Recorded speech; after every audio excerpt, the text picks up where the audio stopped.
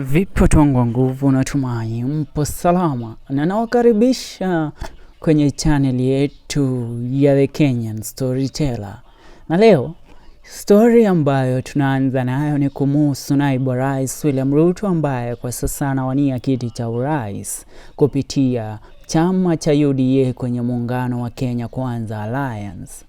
Na tunamwangazia ambaye ni mpango wa kando wake naibu rais William Ruto, na pia ni mama ya mwanawe naibu rais.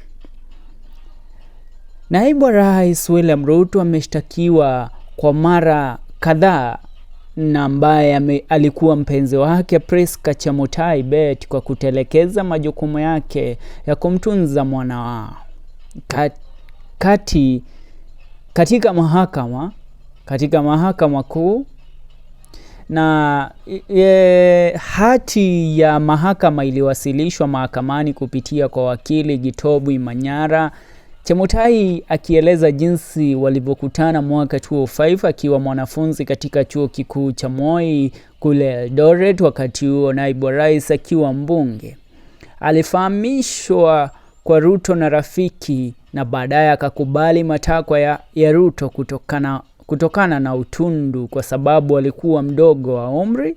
Wakati huo Ruto alikuwa akiwa mbunge wa Eldoret Kaskazini. Kulingana na Chemutai, alikuwa akikutana na Ruto katika makao yake Eldoret ambako walikuwa wakishiriki mapenzi yaliyosababisha mimba na mtoto msichana Machi 6 mwaka 2006 ambaye alimuita Chepruto ambaye ni mwanawe Ruto, kitinda mimba wake Ruto wa kumzaa yeye. Katika hati ya mahakama, Chemutai alisema Ruto alimwahidi kumtunza mtoto huyo, lakini alikoma kutekeleza majukumu yake alipochaguliwa kama naibu rais. Chemutai alielezea kuwa wakati alimtishia Ruto kumpeleka mahakamani, kiongozi huyo alimtumia 35,000 kupitia kwa M-Pesa na hakuna fedha zaidi alizotuma. Hii ni kesi ilikuwa mwaka 2015, but baadaye Ruto kwa sasa alichukua majukumu na kuamua kumlea mwanawe na kumtunza mwanawe ambaye ni Chepruto. Huyo mtoto kwa sasa anasomea katika shule ya Alliance Girls, msichana mkubwa kwa sasa. Na wakati huu ambapo tunafanya video hii, mwanawe Ruto yupo kidato cha 4. She is in form 4 na anaenda kufanya mtihani wake wa kidato cha 4 mwaka huu.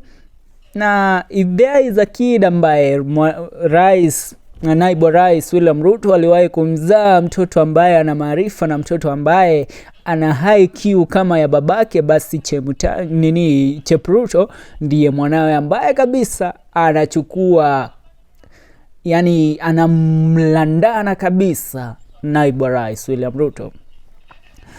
Ruto alikubali kuwa mtoto huyo ni wake na kukanusha madai ya Chemutai kwa kusema mtoto huyo ametunzwa vyema. Katika video zilizosambaa kwenye mitandao ya kijamii wakati ule watu wakijaribu kuharibia naibu rais William Ruto story zake na uchaguzi, lakini Ruto is a man of his words and amemkeep mwanawe kabisa kama jinsi ambavyo ilitakikana.